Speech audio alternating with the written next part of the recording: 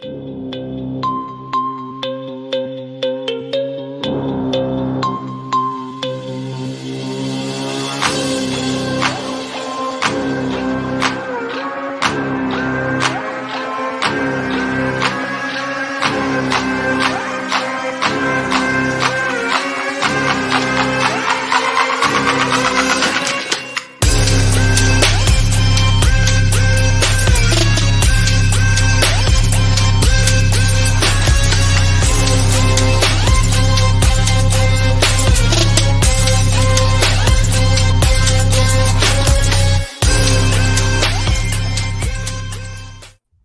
what's going on, everybody, and Niner fam out there?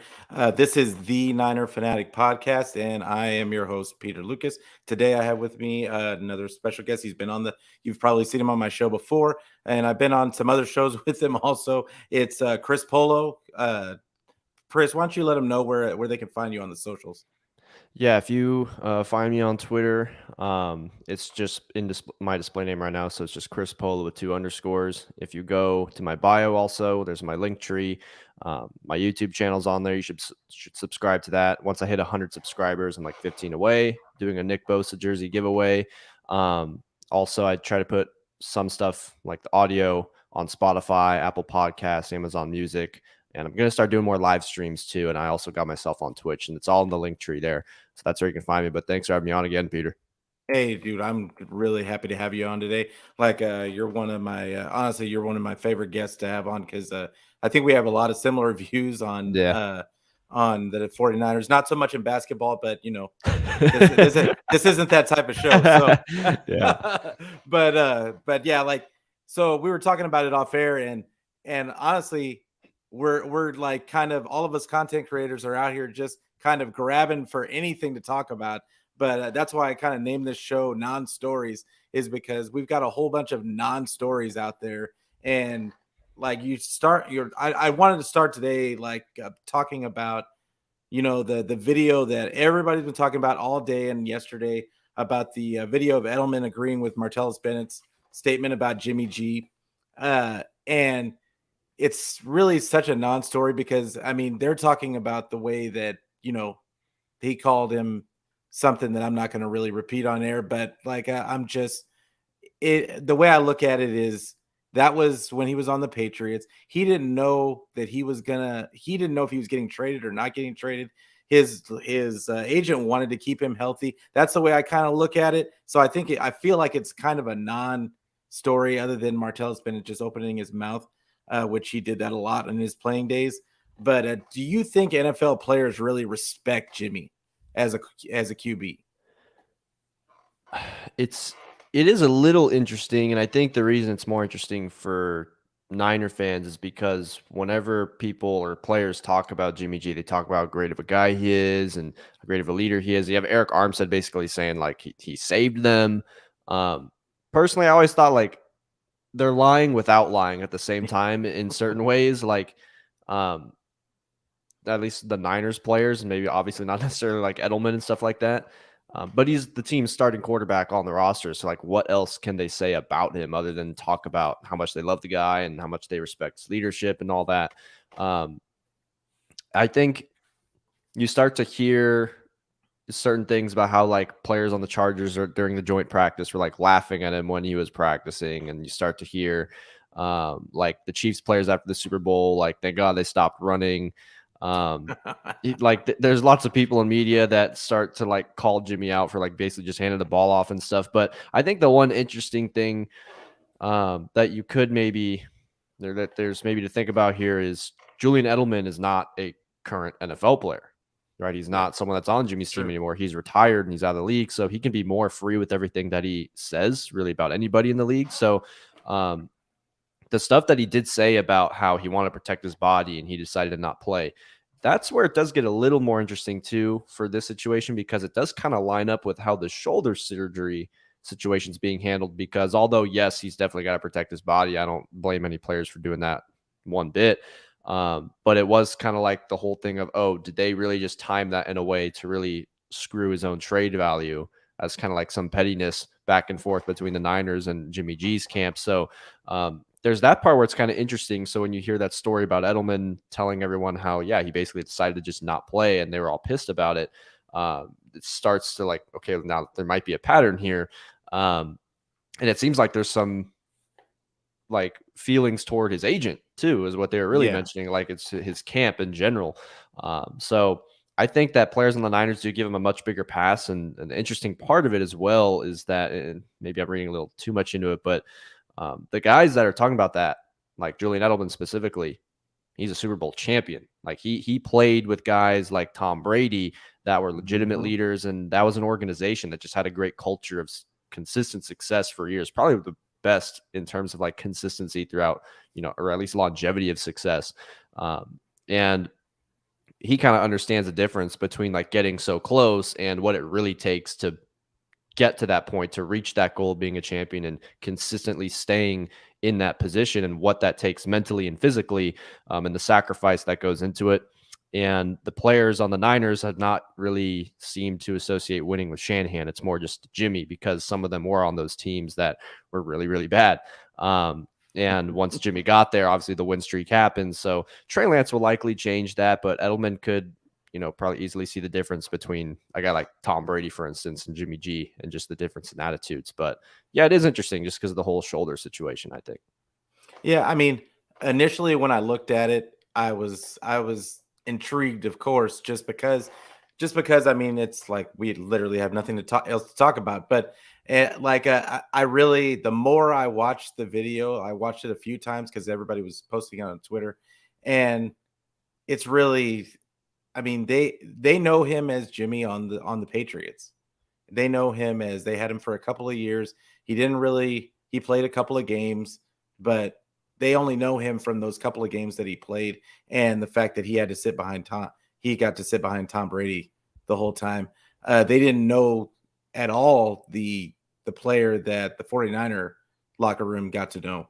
And so if we look at him from a current standpoint, I don't think you can. I think it's a little unfair. And I'm the first one not to be a Jimmy apologist, but at the same time, you have to give the guy credit for trying to play through. He played through injuries last season, and he's played through injuries before. Even in 2019, he played through injuries.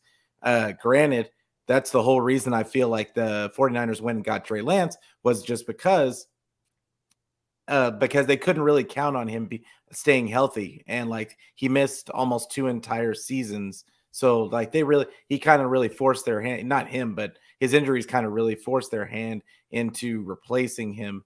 And of course, I think that there's a part of Shanny that knew that there's some more meat on that bone, like of that offense, that he wasn't able to tap with Jimmy. So, but I think the injuries kind of gave him an excuse to kind of flip the switch and go ahead and get the guy that he wanted. But as far as this story goes, I just look at it, and like I said, it's just a tale of two different eras for Jimmy G. Like, I mean, he was a young guy, and like he was really kind of trusting his agent. I really think that he's doing that right now. I really think that that's why we're in the position that we are right now, is that his agent is telling him to do X, Y, and Z. And now here we are. We're still about to go into training camp, and he's still on the team. Now, it's just, to me, it's just, like I said, it's a non-story, but it's always interesting when you don't have any stories to talk about, to see like the other side of the locker room. Yeah, But and he was a backup at the time too. So at that's what I'm that saying. point, if there's an opportunity for him to be a starter, he's definitely not going to want to put his body in jeopardy. Like he knew he was never going to actually take Tom Brady's spot. Whereas now, when he's playing through injuries, it's like, well, I'm the starter, and this kid was brought in to literally replace me. So Yeah, at that point, exactly. like Kevin was just saying in the chat, like his job was on the line, and not necessarily even the job with the Niners, but just in general, like just trying to prove to everyone else, hey, I can be a starting quarterback, and that is not going very well so far for him, I would say. So, but yeah, I mean, with Jimmy, like it's interesting because people talk about his leadership and stuff like that, but obviously we all kind of realize the thing that no one really talks about with him is skill. Like that, Yeah. that's what no one ever brings up with Jimmy G, and that's kind of all you really need to know in terms of what people say about him. Like when Emmanuel Sanders went on, I think it was Good Morning Football, they're asking about him, like, what else do you want him to say? Of course he's going to go up there and say like how good of a leader he is and stuff like that. So national media always trying to get down to the bottom of it, just always asking the same wrong questions, and they're always getting the same answers, and that's why they think, oh, Emmanuel Sanders says Jimmy G's a great leader, so that's what he is, and they don't see anything else.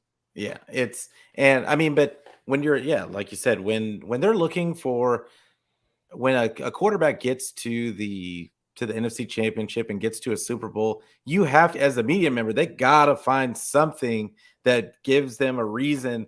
There's got to be a reason why he made it that far, and because in this era of quarterbacking, like literally, we put everything on the quarterback all the time. So it's Brady that got Tampa Bay to the Super Bowl. It wasn't that they were already ready. They already had a ready team. They just added Brady on. Like it was Brady that got him there.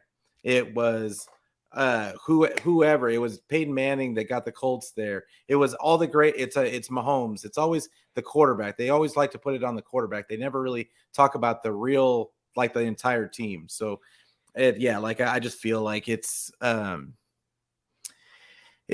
really kind of you get tired of the rhetoric from the national media about how much of a leader Jimmy is, and how he is how they couldn't do it without him, and well, Kyle Shanahan didn't get anywhere without him. Yeah, when you got CJ Beathard exactly and Nick Mullins as the other options, no, yeah, he's better than those guys. But I mean, and that's not saying a lot at all. I'm just saying, like, I mean, those guys are fighting to get a job in the NFL right now. Yeah. So really, what are we talking about? But I want to say what's up to the guys in the chat, Mike and Mariah and Kevin. Like, thanks guys for watching. Like, but yeah, it's just a.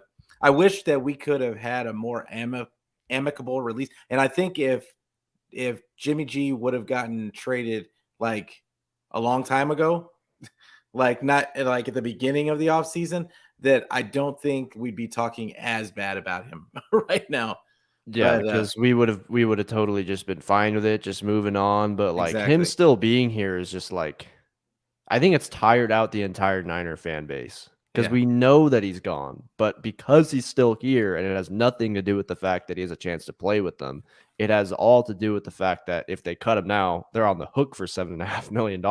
But him being here just allows people to create the narrative like, what if who should start a quarterback? And it's just an annoyance at this point. Yeah, he's like that. He's like that guy at the party that just won't go home.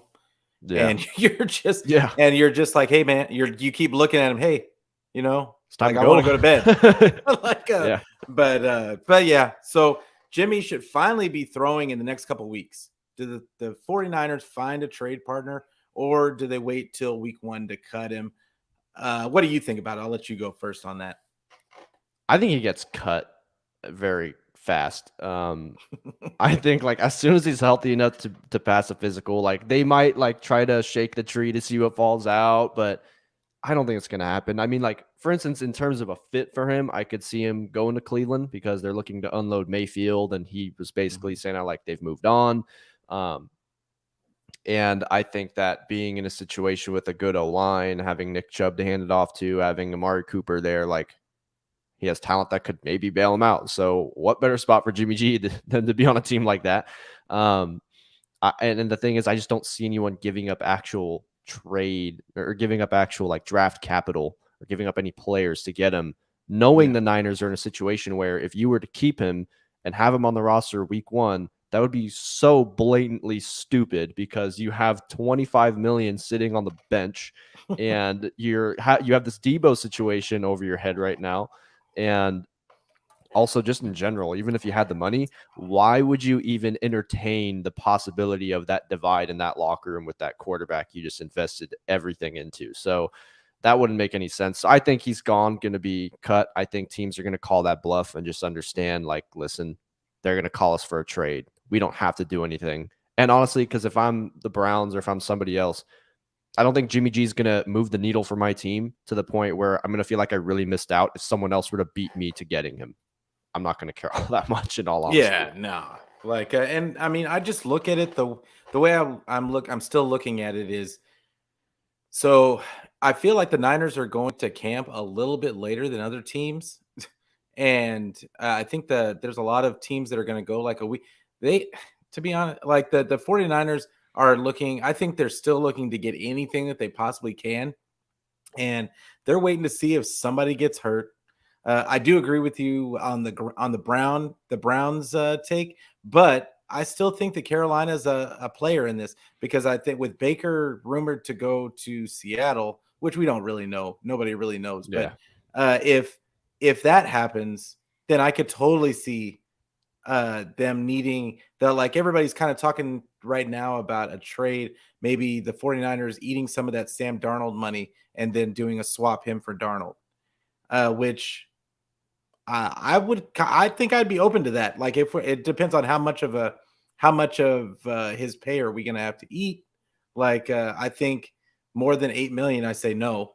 Like, but other than that, like I don't think I would mind taking on Sam Darnold and letting him be our backup because he doesn't have any cachet in the locker room, but he's a guy that started in the league, and I think that that's something valuable that you can to have on your bench. I don't know what Yeah. you think about that. The problem with that to me is they paid Nate Sudfeld, and you're gonna have a guy like that making a few million guaranteed to not even be active. I that's where Well, he's not I going to be feel like active anyway. He's yeah, not yeah, going to be he's active he's anyway. not gonna be active anyways. Unless well, if Trey's well, not if when Trey's the starter, I assume Sudfeld's number 2 and he'll be the second string. So that's the thing for me is if you have Sam Darnold, now you have 3 quarterbacks that are getting guaranteed pay because Brock Purdy's probably just gonna be a practice squad guy. Yeah, Um, and feel like I wouldn't even want to do that, but I don't know. Like I think the Brock Panthers to Purdy. me, the Panthers to me, I don't I don't even understand why they would trade for Baker Mayfield at this point because he just drafted a Yeah, quarterback as well. It just doesn't even make sense. So yeah, we'll see if they actually do that. Or sorry, not Baker Mayfield, but Jimmy G. We'll see if they pull off anything like that. Um, but man, I do hope Baker Mayfield goes to Seahawks. I would love Nick Bosa to see him yes, twice a year. I would love it. Like, but I just look at it because I'm just thinking about it in the aspect of Jimmy did, especially if Trey Lance has a good year this year. It's going to show everybody, oh, well, Jimmy G can be a perfect transition quarterback for your next big guy, for your next guy. And now he can be the new Ryan Fitzpatrick. He'll just get passed around the league for everybody that has a new quarterback waiting in the wings. And I could totally see that for Jimmy G just because he's serviceable. He's just never going to be the guy. And Right. but yeah, so that's the only reason why I could see the Panthers maybe taking a look at him because I do think that he's a better option than Sam Darnold. Like I think and Brock Purdy, as far as Brock Purdy thing, I think Brock Purdy, like hot take, I think Brock Purdy's going to beat out Nate Sudfeld for the number 2 spot in camp. I just do. There's something in the back of my mind like that I just think that it's going to happen because I think absolutely nothing of Nate Sudfeld. I think he's terrible, and he is. I have yet to see him play good football ever in And Kyle preseason or Shanahan anything. said that Brock Purdy has traits that remind him of Nick Mullins. Yeah. When I So read you that, I already was like, know. oh man. So second string confirmed. Yeah, Like there because you Nick go. Mullins, the smartest guy in the room, always the smartest guy in the room. Yeah. So I just really think that like you, I think he's going to end up getting released, but I think if he does get traded, I think it's going to be Carolina. Like that's the way I'm looking at it. But so another non-story comes out about Debo not rescinding his trade offer. What level of worry do you have that the 49ers aren't going to get a deal done by training camp? I have no worry. And there's multiple reasons why I have no worry. I think one, if they really knew or had an idea that they weren't going to get a deal done, they would have traded him for that 10th pick from the For Jets. sure. Why on earth, like, could they actually be that stubborn to the point where they really thought, oh, we might not get a deal done, let's just hold them anyways and see what happens? I really doubt it.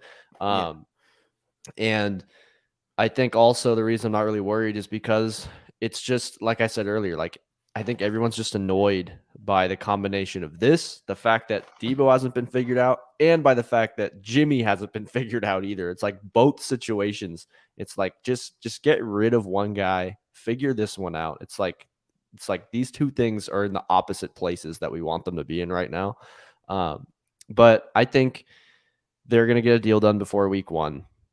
If they don't, I don't think he's going to be a Niner beyond this year because I don't see him at that point possibly re-signing long term. I don't see him playing on any type of Could you franchise tag imagine? or anything like Could you that. imagine if he goes in with still no deal? Like I can't even imagine. Yeah, there's no way. Like after everything he did last year for them, sacrificing his body, like one injury, one snap of an ankle, teams are going to use that against him. And he's going to be like, "Yeah, you guys screwed me over," and he's not going to like that. So, I just really want them to get it done as soon as possible so that he can be on the field, making sure he's in shape, participating in camp, getting reps in with Trey Lance going into the season, so that your young quarterback can have some confidence going into the year, having the repetition with Debo, having it with Ayuk. Because the thing is, Debo in his camp, I think they just know that the game that pretty much that the 49ers play when it comes to extending their players, like the contract extensions. It's kind of predictable at this point. I just think he doesn't want to play that game with them, doesn't really want to just sit around and, wait knowing that this deal is possibly coming. Like, just get it done now so I can just focus on my work. I think that's kind of where his head's at. He wants to play football, but he at the same time just cannot allow himself to put himself at risk before being compensated. It's kind of like Heath Ledger's Joker when he said, like, if you're good at something, never do it for free. Now, Debo's not playing for free, but at the same time, being an NFL player, the possibility of injury, the way Debo plays, especially the fact that he's 26, and this is probably the only time he can really cash out on a huge contract. He's got to make sure that he has compensation going forward before he risks any of that, because he has had injury history. Yeah, for sure. And this is the thing. This is the thing. He wanted to get paid, he wanted to get broke off. Now he like, and everybody said that it would have been better for them to get the deal done early because then they don't have to worry about somebody else setting the market. Well, guess what? These in the beginning, two big deals with Tyreek Hill and I can't remember the other AJ Devontae Brown. Adams. Yeah, Devontae Adams. They got their deals and they were big level setting deals.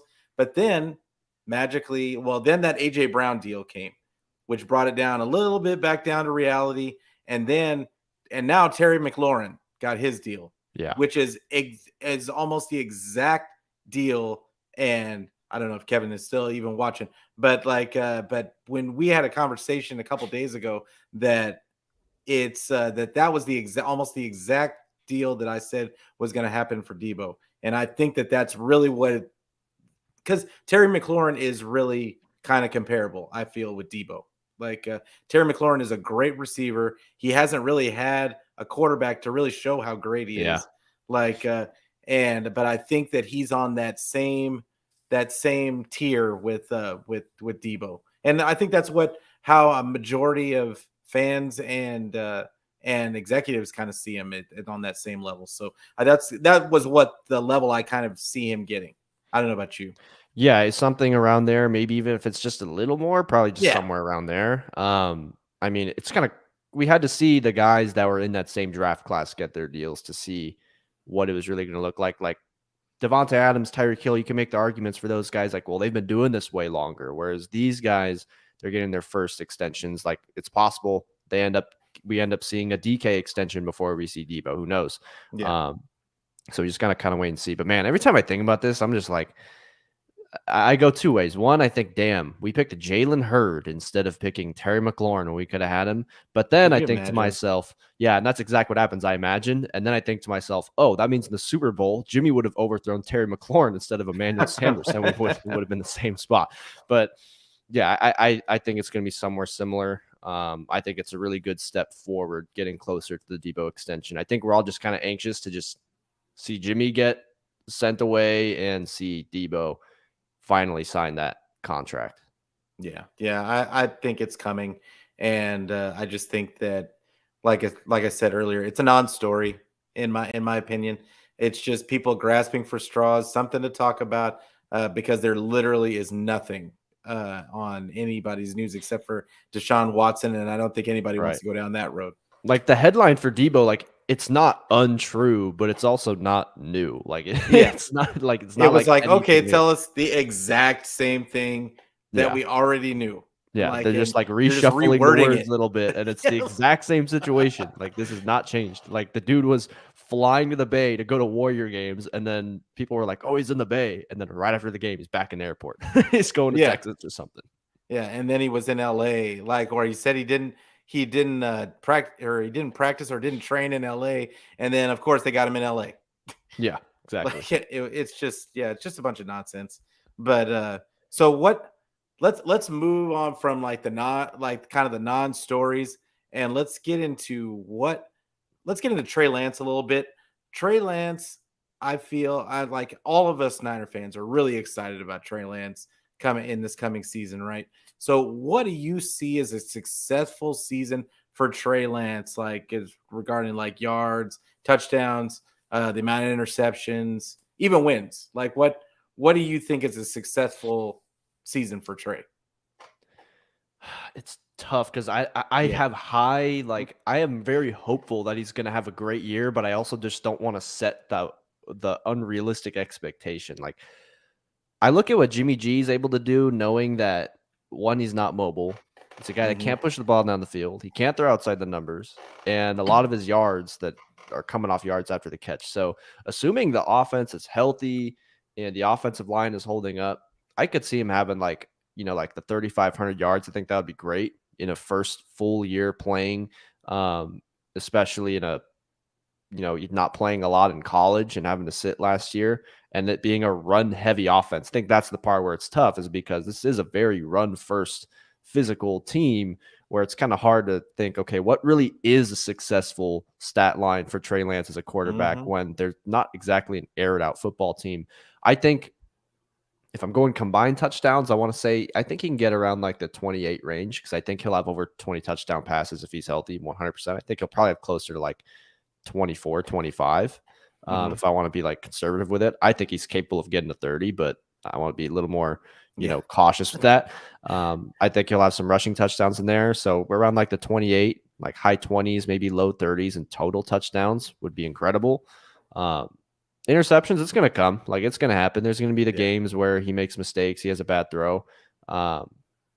If he's around like the 12 range with that amount of touchdowns, I think that's acceptable. I mean, it's his Mhm. first full year. There's going to be growing pains. Like it's going to take a handful of weeks before he really starts to settle in. And also throughout the year, obviously defensive coordinators, they're going to get more tape on him. They're going to try to counter him a lot more. So there's going to be a lot of adjusting. And I think that the team does kind of, I think that with wins, the schedule's tough. Like playing the whole AFC West is really tough.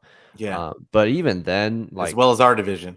yeah, but even then, like if I look at the secondary that this team has now, if healthy, I could see them getting at least 10 wins. And if they get Mhm. 9, they get 9. But it's kind of hard to tell, because we also don't know. Like the AFC West changed dramatically. Like we don't know what those teams are really going to look like. Like this is the Chiefs without Tyreek Hill now. How big of an Yeah. impact is that going to play? I still think they're going to be an elite team. Mhm. You got the Broncos with Russell Wilson, and we're very familiar with the Russell Wilson effect, and he's beat us with bad teams. So Yeah, I don't even like to think about that matchup. yeah, Like, and you got the Chargers, who added J.C. Jackson and Khalil Mack, so they spent the money on defense. They're gonna have, I think, one of the best defenses in the league. I don't know about against the run, but that secondary and also their edge rushers kind of crazy. You got the Raiders adding Chandler Jones, so it's going to be interesting. I say around the same amount of wins as last year, somewhere around there, around 10, 11, just because I think the schedule's harder. Like after the first part of the year last year, they had a very favorable schedule heading into the last portion of that year. So this year, I see tough matchups all over the board. I just think the Niners are such a good team, and I don't think, or at least I don't believe, Trey Lance is going to be putting them in a situation where the offense is like handicapped the way that they kind of were with Jimmy G due to his limitations as a quarterback. So I think because of that, it can counter some of those matchups that we see that are tougher, because I think Kyle Shanahan having the ability to fully open things up, they'll be able to win some of those games that a lot of analysts are going to look at before the year and say like, oh, they're going to lose to them. Yeah. But Kyle Shanahan, we're finally going to see him like have a quarterback he can fully open his playbook to. Yeah. Yeah. No, and I completely agree with you. It's so the more, and when I was writing these notes for this episode, like I was thinking about like my answer for this question, and the more I went down the rabbit hole, like there was so many external factors to think about, because you've got, what does Kyle really want to open up the offense? Does Kyle want to just keep the same offense? You just got Trey in it, and because it does have natural shots down the field, and does he just call the same exact plays how he always calls it, and he just lets Trey do his thing? Does Trey excel in that type of offense? Do they just keep running the ball 35 to 40 times? And all these questions are spinning around in my mind, but I come up with like that I think he's going to have around the 3,500 yard range. I think, like you, he's going to be 25 to 30 touchdowns. Interceptions, I think he's going to be low in interceptions. I think he's going to be no more than 10. Because I don't think he's going to throw the ball enough to get a whole bunch of interceptions. True. And he's proven, even in college, he was like this. He's really careful with the ball. I think the couple of interceptions that he had last season, were really him kind of just feeling out stuff. And the one that he had against the Texans, if he would have just given it, he made the wrong read, but even then, making the wrong read, he could have, if he would have just thrown it a little harder, it would have been a great throw.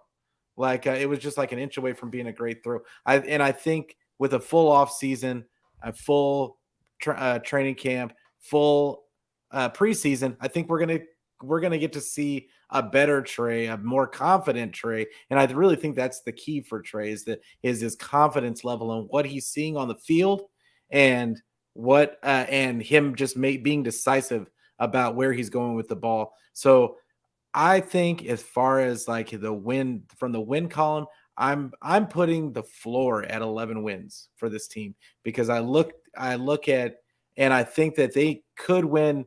I think they could win about 13 games, just because, like you, I'm really worried about the AFC West, and I'm worried about our division. But I'm not worried about the Seahawks, and honestly, I don't know why, but I'm not worried about Arizona either. I'm not either.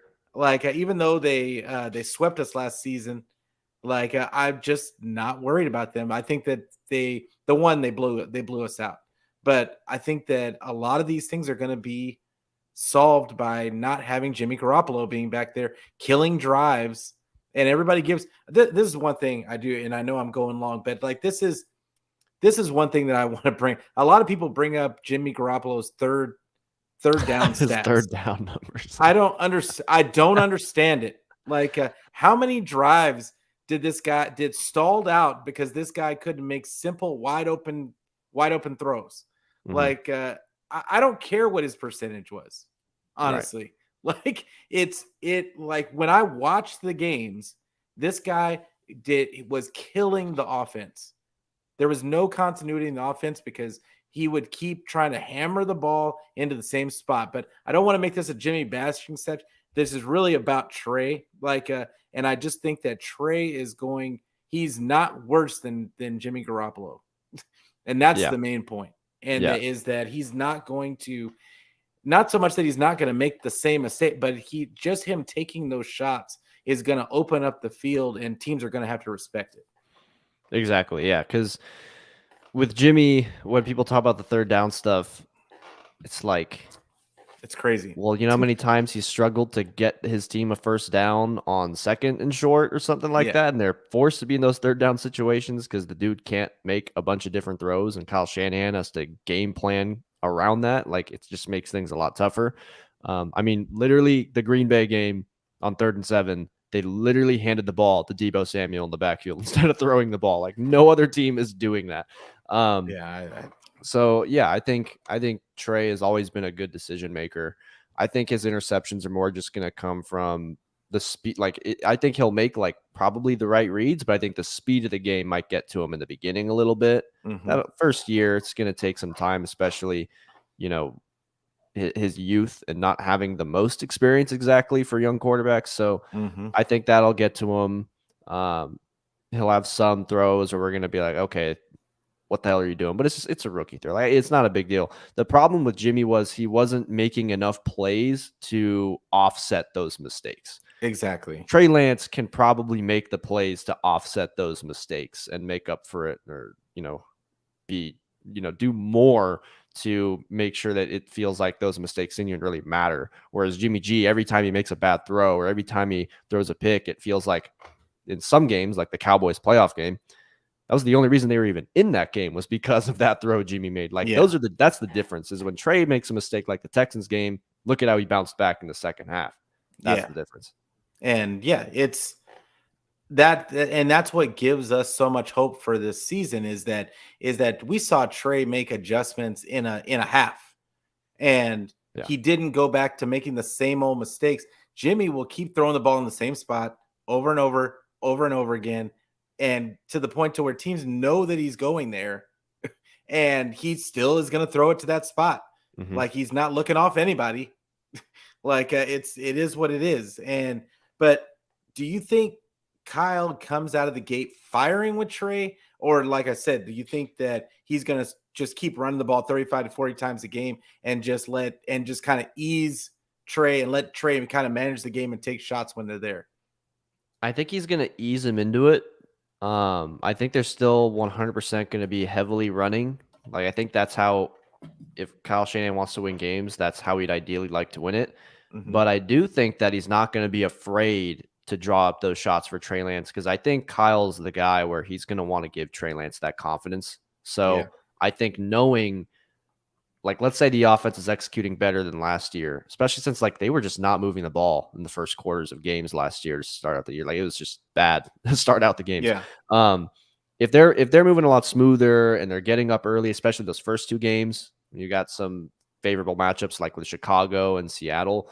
I think that maybe at some point in the middle of the first quarter or the second quarter, like after some successful runs, he might call a play action shot for Trey Lance to show him, like, listen, I know we're running the ball really well, but even when we're rolling there, I still believe in you to go take these shots at any point in the game. I think that it's going to be an important part. Like, for young players in any sport, you have to make sure that they're confident, because if they're not confident, they're just not really going to become successful. So putting Trey to make sure he's in a position where he can be successful, which Kyle's great at. He did that for Jimmy as best as he could for years.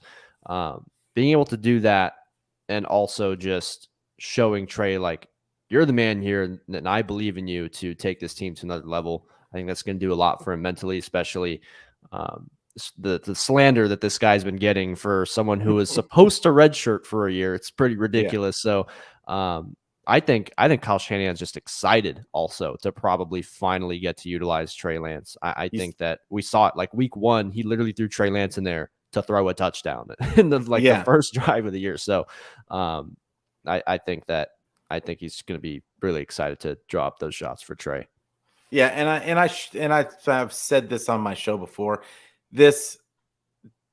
Kyle just looks happy when he's doing these interviews, and when he's doing after OTAs and after mini camp, he's constantly joking now. This is a new Kyle Shanahan that we really haven't seen. He looked miserable last year. Yeah, like, he was always upset. It's like, Kyle, you just won. And Kyle's still yeah. I feel like he was saying, I still have Jimmy on the team. Like, like, we won, but I had to pull out my whole coaching bag to get it done. Yeah. And we're at a point now to where I think he is so excited, not just about Trey. They finally, I really feel like, have a complete team. Yes. Like, do they have like a hole here or there that we think that they have? Yes. Like, but the thing is the depth across the board everywhere on this team is there. And I don't think he's worried about injuries anymore. I don't think he's worried. I think they've gotten better at managing that. and especially in the off season time and the OTAs and all this stuff. I think they've kind of gotten they've learned from their mistakes, all that kind of stuff. I think this is the first season where I've seen Kyle feel comfortable talking to the media, talking about not necessarily giving anybody anything about what they're going to be doing, but he doesn't, even when they're asking questions about Jimmy, he's like, yeah, he might be here. Whatever. Yeah. Like, I mean, like he just moves on to what Trey is going to bring them. And I think that even though he's not telling you that Trey is going to start, that's him telling you that Trey's going to start. And it's all the posturing stuff. It's funny whenever they're asked about Jimmy G and they're like, whoa, we're not just going to cut a really good quarterback. They're so lying. Like, yes, you are. Yeah. No, what they mean is, well, you can't just cut a good quarterback when it's going to cost you money. Like, so yeah, they're telling the truth and also lying at the same time. But I think he's definitely in a much better mood. The team itself, and I'm sure we'll talk about this in a second, but the depth at certain spots of this team are at a place that I haven't seen it before ever in a really long time, or really ever in my lifetime, in all honesty. Yeah, ever. I like it. And I'm 44 years old. Like I've been watching the 49ers for over 35 years, and this is the deepest team I've seen them have, like from top to bottom. It's crazy the amount of guys that they have, that, and some guys that we don't even think are going to make the team. They're going to have to make some really hard decisions. And and like I said, we'll get into that later, but it's I always, on all my shows, I get caught up talking about the depth because I'm so excited about not being hampered by injuries. I really feel like that's going to be a non-issue this season. The only injury, and I don't even want to speak it into existence, like that could happen. I've said it a few times in spaces, and everyone's like, "Hey, be quiet." I'm not even gonna do it, but y'all know what it is. Like, so, and it's but I would say that even the spaces lately, like we've seen some of the Niner spaces like start to we were going through a lull, like where there were no Niner spaces for a while, but I think that we're finally starting to come back. They're amazingly positive for once. Yeah. Which is kind of weird because we're known as a toxic fan base. Right. But yeah, no, I love all the guys in the spaces, but I'm just excited. Like, I just don't know what Kyle, because Kyle hides so much from everybody, and Kyle he definitely has an ego. So when I think about the offense that he's going to use for Trey, there really is no telling what he's going to do, because what you and I think are the best things to do, or the obvious things to do, Kyle's going to do the exact opposite, because he thinks he's the smartest guy in the room a lot of the time. Right. And so we really don't know, like, but we're hoping that he keeps the same offense. He just lets Trey thrive in that offense. And I'm just worried that he's going to think too much on it and pull out the Trey package from the Arizona game, where he's running him into brick walls and that kind of stuff. Like, can't have it. I was at that game, and I was just like, man, they're running him into the ground. I remember when he took that hit on the goal line too. It wasn't designed for him to run, but still, it was so ugly. A rookie quarterback taking these hits. Oh my gosh. But yeah, it is what it is. Like, I don't think that we'll know until preseason, probably get an idea. And even then, Kyle is just notorious for not letting people know what he's going to do from game to game. Every game, it's going to look different. And, but I think that we can be confident that Kyle is a really good play caller. And I did want to say something to what you spoke about with us starting slow out the gate. Kyle always likes to, and he's talked about it before, he always likes to run plays to put the defense in a bind. He wants to see what that defense is going to do when he calls a certain thing. Mm-hmm. And so all those plays in the first quarter are set up to, or he's really setting up the defense for later. He's finding out what he's going to call for later. He's always thinking of the next play. Exactly. And so it's just, it's not necessarily they're what the hell calls, but at the same time, he knows what's like. He calls it. Okay, they're going to do this. Like when I call this, or when we give him this look. So now we're going to give him this look, except we're going to send him the other direction or whatever. We're going to turn it into a play action, and it's going to be a touchdown. But like, The difference is that Jimmy couldn't make those deep throws, and now Trey's going to be back there, and there's going to be a wide open guy down the field for a touchdown, and that's what I fully expect to see. Definitely. So now we can get to PFF. Another complete non-story, but there was an article from PFF about ranking the 49ers secondary 16th. Do you think that this is an accurate portrayal of our secondary? And I actually had to think about this, but do you think it's an accurate portrayal, and what reasons could they have for this ranking? Sometimes I think rankings like this from any analytical like departments or anything like that can sometimes have some randomness to it. Mm-hmm. I don't read into it too much because like we haven't even started the season yet, but I think they've got to be somewhere at least in the back end of the top 10. I mean, when Emmanuel Mosley was healthy, he's been solid. We've seen what Jason Verrett is when he's healthy, and he's on the roster right now. Charvarius Ward was one of the highest ranked man cover corners in the league last year. He's on the roster now. Jimmy Ward's been a solid safety as well. I think they can be one of the best secondaries in the entire league. I've never seen a situation at the corner position for this team ever be this good before. Like when they signed Richard Sherman, that was like a great. I thought of him like he was like the Draymond Green of that defense. Like he was like the vocal leader. He was in everybody's ear. He was always helping everybody as a mentor. And you got to figure out how to get a Warriors reference in there. Yeah, I had to. But like, I think like his leadership and his knowledge for the game as well made up for like a lot of the physical deficiencies since he was in the back end of his career. Where this is like, Emmanuel Mosley's playing great. He's not old. Travarius Ward's been getting better every year. He's like 25 years old. They should probably get the best years of Travarius Ward on this contract. Yep. Jason Verrett, we just saw him healthy a couple years ago, and he was one of the best corners really in the entire league, if we see that. So the fact that they're on the roster and we have Ambry Thomas, who filled in last year, who's going to be developing. Jimmy Ward's been a really solid safety who's constantly being underrated. I think that's why they're confident going with someone like Hufanga at safety, just because they know about the depth that, obviously with pass rushing that they've got. They know that they've got, I think, the best linebacker core in the entire NFL. And then you have two guys who can be number one corners, because Emmanuel Moses is their number one last year, and you've got Travarius Ward, who's now your number one.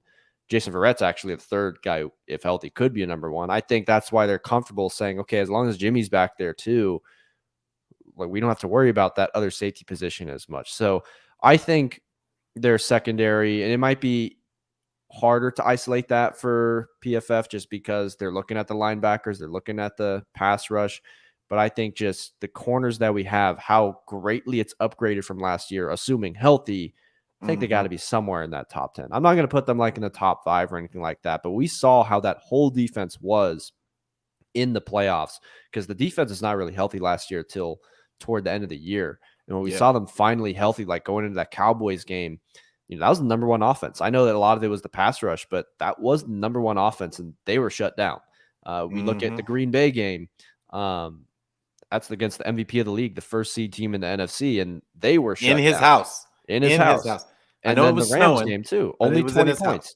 Yeah, so like seeing how dominant that whole defense was, and a big part of that was the secondary. I think they got to be somewhere in the back end of the top 10. And if you're not going to put them there, putting them literally at the middle point of the entire league to me is pretty low. Yeah, it's pretty low. I completely agree with you. I am right there with you as far as I think they should be ranked in that top 10 somewhere. Because this was a group last year that our defense was top 5 in the league. Yep. You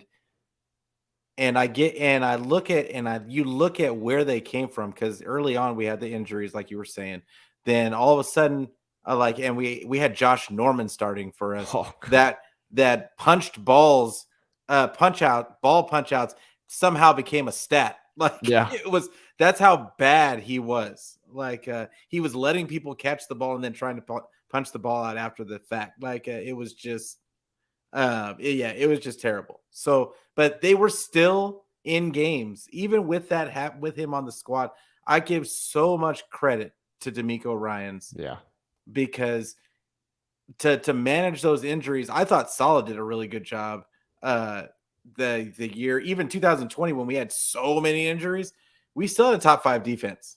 Like it was crazy. It's crazy how how they're able to manage those and scheme around the deficiencies that we had in the secondary last season. Any guy who got injured, somehow D'Amico found a way to like kind of mask it, and the guy wasn't a liability. Even Hafunga was a rookie. Kyle didn't like to play rookies. Yeah, he doesn't like playing rookies. And believe me, if they didn't have to play him, they wouldn't have played him. And he struggled at times in coverage, but for the most part, I thought he was pretty decent. But guess what? D'Amico was putting him in a position to succeed. And like that they were using his strengths. And I think that's what D'Amico is really good at, is the fact that he just puts people in positions to succeed. He puts them in spots where their skills are going to match up. And he is lucky, like you said earlier, that he has a Fred Warner that can cover so much ground. And then you've got Aziz out of nowhere that nobody thought was going to be Aziz last year. And all of a sudden he can cover, which is amazing in itself. We didn't have Dre Greenlaw all last season for the most part. Yeah. And so we were expecting to have Dre Greenlaw, who's not bad in coverage. He's actually pretty decent in coverage. But now this year, you're going into this season with 3 good cover linebackers, and as well as they're still mostly going to play zone, I think. I know that they said that they want to do some more cover 1 things because of the pass rush, which would make sense with them getting Travarius Ward. But I mean, talking about the secondary in itself, I think Ambry Thomas is going to be a big piece. If we did have holes to talk about, it would be that slot spot. But I think it's not so much a hole as much as I just can't figure out who they're going to put there. Yeah. Because Emmanuel Mosley can play that spot. And they could put Ambry Thomas on the other side of Travarius Ward. I think Ambry Thomas is is confidence based. His game is confidence based. If he is confident, he can shut you down. And I thought he made big plays down the stretch of last season and in the playoffs. So I just think that because people don't know what it's going to look like, because we have so many bodies that they're just, because they don't know, they're going to just rank us in the middle because they don't know. Yeah. We could really end up with starting corners being Verrett and Ward outside and then Mosley inside. It could very well be that. Nate. But yeah, I just think that it's going to definitely be well, obviously Travarius Ward is going to be on one side, but then the question is what happens with the other side? Does Jason Verrett give you anything? Right. And I think that really is the key to what we're going to see is, does Jason Verrett give you anything? Because if he gives you anything, I don't think he's going to play slot. I think he's going to play on the outside. Same. Yeah. And then it's going to just be a fight on who's going to be that slot guy. And I think that E-Man is going to be the one to get it more so than any other guy on the roster, if that's the case. If E-Man is on the outside, then I'm really kind of looking at Samuel Womack. That's the guy I'm looking at, because he looked the best in OTAs so far. Now in training camp, these guys' bodies are going to look completely different. They're going to be in shape. Oh yeah. It's going to be a completely different look. So like I said, these rankings are great, as talking points, but the reality is nobody knows. Yeah. And I think that's why we're in the middle of the pack. And imagine last year's defense if Verrett was healthy all year. Yeah, I mean, that's what I'm saying. That would have been ridiculous. But it was stupid. We all said it was stupid of them to plan for Verrett to be the main guy. How could you put all of your eggs in one basket when the guy, that was the first healthy season that he had in how many seasons? So it wasn't a surprise when he went down. Unfortunately, I felt for the guy, but we were all saying it right before the season that how do you, we were expecting them to draft somebody, and they drafted Ambry, but Mhm. I think everybody was expecting them to draft somebody higher, and or at least go after somebody. But Yeah. yeah, but PFF, they did another ranking where they ranked. Did you see that they ranked? I believe they ranked our linebackers number one That's accurate to me. I mean, I without think without even mentioning Aziz's name. I think heavily is because of Fred Warner. I think he's still the best inside linebacker in football. Um, they were probably, I'm guessing they're factoring in Dre Greenlaw just because of the last few years, not really counting the fact that Yeah, last year he didn't play. Um, but yeah, Aziz has been like one of the biggest surprises. If they can get a whole year where they actually have Fred, Aziz, and Greenlaw, I don't like that's a huge reason why, even though they're going into this season with a quarterback who's not experienced, because of the deficiencies that Jimmy G had, the fact that they're in an NFC title game, looking at the upgrades that they have in the secondary, looking at the possibility, if they're healthy, to have like Greenlaw, Warner, and Aziz and the edge rushers, and having Kinlaw playing this year too, and seeing what we can get out of him, I, that's I another guy. really, I really do see this as a team. Like, why can't they make it to a Super Bowl just because of how deep they are? Yeah, it's crazy. Like, I mean, Aziz was. I thought Aziz was solid the year before that, Hmm. and and I said, watch out. I told everybody at that point, watch out for Aziz. Like, I think that especially when he got a chance after Greenlaw went down, I said, well, this is a chance for, let's see what Aziz has, because I thought he was solid the year before, but I mean, of course, you got to see it for the long haul, and then he just made a humongous stride. Like, it was like he was the number one, like he was a first round pick. That's what he Yeah, looked like. that's what it looked Like, like. and it's but yeah, having Fred Warner, who is just all world in my mind, and even they said he had it off here last year, but Yeah, I he think struggled to that start out the year. Yeah. when people say that he struggled, I think of, you had Aziz playing so well. And I think it was one of those Patrick Willis, Navarro Bowman situations. And I know people are going to say this is sacrilege bringing this up, but Bowman actually made Patrick Willis kind of look less than sometimes. Hmm. And I think that was what happened last year with Fred Warner. I think he was learning some new roles with D'Amico Ryans, but Aziz hit the scene so hard that all of our eyes were on Aziz all the time, because he was flying all over the place, and that was what we were used to see. We were used to seeing Fred do all that stuff, and I just think that they had a little bit different responsibilities, and I just think that they were taking a little bit of weight off of Fred, but it made him look a little less than, because they didn't need him to do so much. Hmm. Yeah. So that could have been. But why do you, last question of this segment, why does the media hate the 49ers so much? Like, I just don't get it. I Yeah. don't get it at all. Why do you think they refuse to learn our guys' names? Like, Oh my gosh. why do you Joey think Bosa. they won't give our guys any credit, like when we win? Because I have my own assumptions, but why do you think that is? I think since most of the national media is based from the East Coast, I feel like they don't care about the West Coast as much. And I feel that with basketball sometimes too. Like if you look at a lot of the like shows, I mean, I feel like this Super Bowl, because the Rams were in it, right? Mm-hmm. I feel like this Super Bowl leading up to it, like after the NFC title game, I feel like it really was not that hyped up at all. And, Yeah. like if I'm being honest, like it felt like media was always pumping up like Buffalo and Kansas City and Cincinnati way more than they were pumping up the Rams really all year.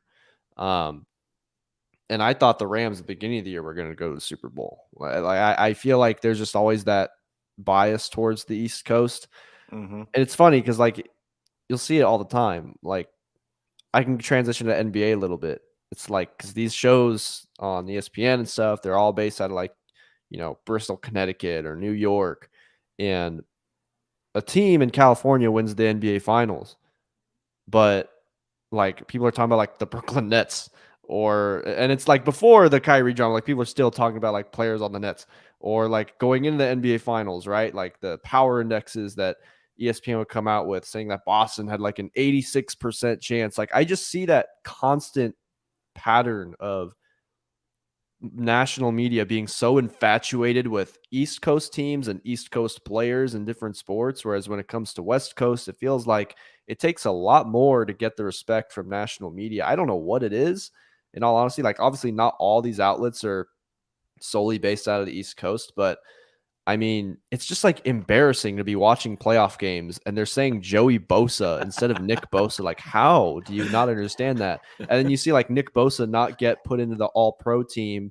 Um, over and, Max Crosby. and Max Crosby could be in it too, but I forgot who else is in it. Was it Robert Quinn that Yeah, got in there? it was some ridiculous. Like that doesn't make sense. Like it's a constant thing. I've seen it in multiple sports. It's weird, and I can't really explain it. Yeah, and I think we've all, as long as I've been around, there's always been an East Coast bias, always. Yeah. And it's, but, and I think part of it is that.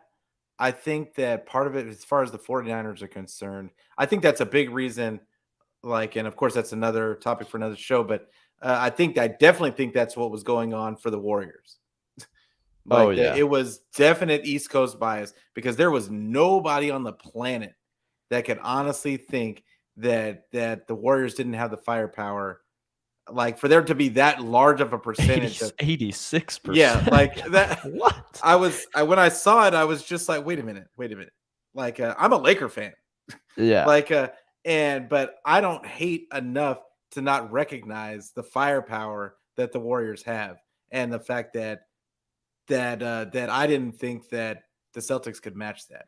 Yeah, But like I would have given like the 2018 finals with the KD Warriors and LeBron with Kyle Korver and J.R. Smith. I would have given that like 90-10, 86-14 this year. Really? Like there's always that weird like just obsession with East Coast. And even if you want to go basketball too, like the infatuation that ESPN and national media has with like Jason Tatum. I was like, I never saw this guy like that. yeah, And it's no, just he's not a superstar. it's always getting pushed with East Coast, and it's annoying, but it's whatever. The best thing you can do is Trey Lance just go win a Lombardi Yeah, trophy shove it down the and throat. just exactly force them to Like, talk about it and force them to get Nick Bosa's name right. yeah, it's. I hope when if they do win it, like that's the first thing Nick Bosa says is my name is Nick Bosa, like Yeah. period. Yeah. But Honestly. it's like in my mind, the main reason why that I think the media hates the 49ers is because they're not exciting. They're not Mhm. exciting. They go in there, they want to go in there, they want to bully you, they want to punch you in your mouth and keep punching you in your mouth until you fold. And that's not sexy football. They want Like Mahomes and they want Josh Mahomes to Allen, throw the Lamar ball all over the Jackson. place. Yeah, All exactly. that stuff, make those spectacular plays. No, we've got Jimmy G. Exactly. like Yeah. and we're barely winning games, but with defense and running game, and they don't want to see it. That's not marketable. Like Yeah. so they're gonna say just give them some coverage because they won the game, but let's get back to the Mahomes highlights. That's And why when they cover them too, it feels like they don't actually know the team they're talking about. What are they really covering? They're covering Debo once he started like really going on that role. Like that's really what they're covering. They don't yeah, seem to really be in the know of everything else. It's just, oh, this Debo guy's putting up highlights. Now we got to really cover them. And it's I don't know. I yeah, don't know. In the NFL, it's harder to do that just because I feel like the NBA is more of a player marketed league. You can see their hmm faces. There's less of them on the floor. You can get closer to them. Whereas in football, there's obviously way more players. You can't even really see their faces. It's like harder to market. But in terms of like the team, like, yeah, the Niners are not exactly the team that's going to be all over Sports Center top 10. You know what I mean? yeah, So yeah, I guess because of that, and I guess that happens in all sports. Like the Spurs would get that treatment, I guess, or the yeah, for sure. Patriots could even get that treatment. Yeah, it's they're I mean, they're just always going to do that kind of stuff, and and I think it bleeds over into the games because I even think that sometimes the refs have a bias against the 49ers. Just, I mean, Bosa gets held all game long, Oh, like yeah. all game long, and nobody's calling anything. And people put video after video of it happening. We get no calls, and then we hit somebody, or like one of our guys straight arms somebody, like all of a sudden it's a penalty on us. It's just it happens on a regular basis, and but I just think that this is the year to where we just make it undeniable. I'm going to speak it into existence. And but yeah, it's just frustrating. I'm always frustrated by it. Yeah, I mean, I think this is a year where they can make a statement. The Cardinals don't have D Hop for 6 weeks. I've Yep. seen that offense when he's not there. The Rams, although they got Allen Robinson, I still think they got worse. I mean, I know they got Bobby Wagner, but I still think that with the pieces they lost, I feel like they got a little bit worse. The Seahawks, that's going to be fun. Yeah. I look at the rest of the NFC, like Aaron Rodgers again. Please, I'll take him in the playoffs. I really don't care.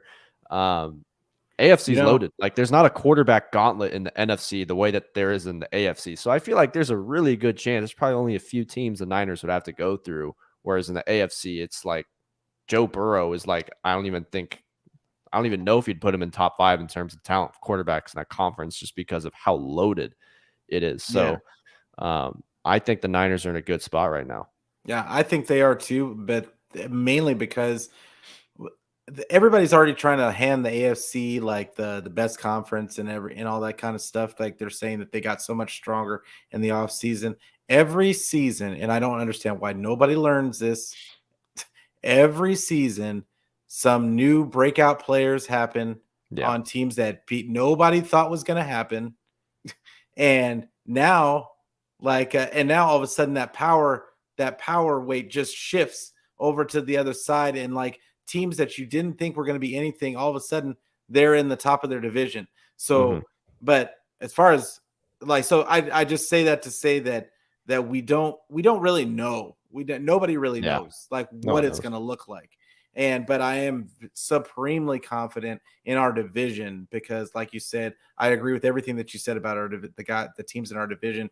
But who do you think inevitably wins the division? Because I know that we talked about the Rams didn't look as they look like they got a little weaker. But who do you think the 49ers win the division at all? I think they can, but I'm still going to give the edge to the Rams Mm-hmm. just since the season hasn't started yet and they are the Super Bowl champions. I think the Rams still get it, but I think it'll be, again, like really close. I think it's going to be really narrow. I see it going Rams, Niners, Cardinals, Seahawks. That's how I see it going. Yeah. Um, I just think that with D Hop out for 6 weeks, I mean, they're going to lose games with D Hop, but him being out for 6 weeks already is just going to cripple them. I don't think Kingsbury's capable of really giving them a game plan when he's not there. Yeah. I I think the Niners have a good chance. I just need to see I need to see their first matchup against each other. That's what Yeah. I need to see because if Kyle Shanahan still has their number and Trey Lance, because what we can see, for instance, like even the week 18 win that we had against them, I mean, it was not pretty. And if Yeah. Trey Lance is a type of quarterback where we're significantly moving the needle over the Rams, then that's really dangerous because then I think at that point, I see it being like us and Tampa Bay if that's the case. And I say Tampa Yeah. Bay solely because of 12. And I And that's and I it. but I'll say this, and is that we have exactly what Brady struggles against. It's true. And I've always been a Brady like fan, like I because I'm a Michigan fan, so like I always root for my Michigan players. But it's but we have the one thing that he struggles against. He struggles against teams that can rush you with 4 and get pressure.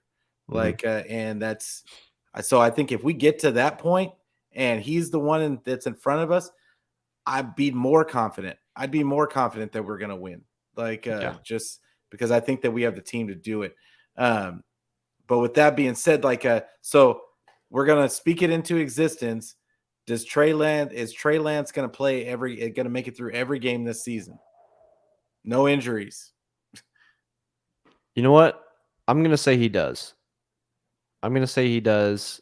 I think he'll get nicked up here and there, but I think he'll be able to play through everything. I think he'll start every game.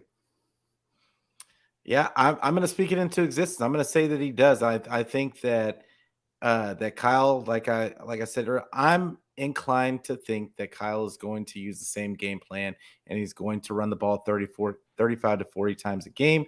And I think that the only reason why Jimmy would get sacked from time to time was because he couldn't move. And I He think could that that's move. He wouldn't yeah. throw the ball away. Like Yeah. I think I that mean, stuff Trey's fine with. yeah, and I just think that this is going to be. I think that he's going to get minimal sacks. He didn't really Trey didn't even for the little sample size that he had. Trey didn't really get sacked, Yeah. and Yeah. so yeah, I really think that he's going to stay out of harm's way. I think that he learned a lot from last season about staying out of harm's way, and I think that Kyle. I'm hoping that Kyle learned something from running him into brick walls and that kind of stuff. So yeah, I think he's going to make it. I think he's going to make it through I'm going to speak it into existence. I'm confident he's going to make it through the season. Yeah, Jesse was in a space with us a couple hours ago, and someone was trying to make the point like, "Oh, Trey's probably going to take sacks. He probably can't process the game right now, all that stuff." And then Jesse kind of brought up a stat where I can't remember the exact numbers, but it was like 6 Yeah, he point only had something percent of the time Jimmy G would take a sack, whereas Trey Lance it was like 5 point something percent of the time. So the point was like first year in the league, not even playing for a whole year, already taking sacks at a lower rate than Jimmy G is as a pro. So and that's most of his positive. were in the preseason. Most of his were Yeah. in the preseason. They weren't even in the during the little bit of games that he played during the season. Yeah. So, but hey, bro, I really appreciate you coming on today. We're gonna get out of here, but why don't you tell everybody where they can catch you on the socials again, and where are you gonna start doing your show? Yeah. So thanks for having me on again. So basically, if you go to my Twitter, it's Chris Polo 2 underscores. It's in the display name. Go to the link tree, subscribe to the YouTube channel. I'm like 15 away from doing a Nick Bosa jersey giveaway. I put all my stuff on YouTube. I jump on other people's shows. I also am going to start streaming there and on Twitch. And I'll put the audios out on Spotify, Apple, and Amazon Music. If you go to the link tree, it's all there. I'm going to look to start doing my show. So I'm going on a trip to Spain in a couple days. And I'm going to be gone until next Friday. So I have someone working on an intro video for me right now. I got Roscoe to make me some cool overlays. So I think I Jobs want to to get Roscoe. geared. Yeah, chat. If you are a content creator and you need overlays, or if you need intro Anything. videos or edits, any type of edit at all, hit him up. Not only does he make them great, he'll get it to you pretty quickly too. His prices Really are good. quick. So yeah, I'm super excited to do that when I get back, probably sometime in like mid-July. I'll start doing that. I'll talk about Niner stuff. I'm sure there'll be some offseason NBA stuff to cover as well. So I'll try to get some people on the shows as well. Like I said, I'm super stoked to have you on. It's always a good time talking to you, bro. I'm sure we'll see each other in the spaces again. Yeah. Hopefully, we won't have to talk about the Warriors and the Lakers. Even though Oh, man. I saw that I saw on Twitter that it looked like you're promoting the Lakers now. Like what? I don't No, know what no. happened. So I give the Lakers so much crap the way that Stephen A. Smith gives the Cowboys crap, and I think Laker fans have really started to make me like their arch nemesis, and Yeah. I love it, and I'm gonna keep doing it. I'm not gonna stop. And Roscoe, I would like make a joke about the Lakers any chance I get, like any type of statement completely unrelated. I'd relate it to somehow to like a bad decision the Lakers made. And Roscoe, like at one point, because where it was that header, but it was a Yeah. Warriors edit. So Oh, okay. he like changed it to a Lakers edit because he's like, man, Chris, you're a Laker fan. You talk about them more than me. So he Yeah. made that header. Yeah, I'm I thought never that going was to use that. hilarious. Never going to But use it. but yeah, like everybody, like, hey, I appreciate everybody for watching today. And it was great having Chris on.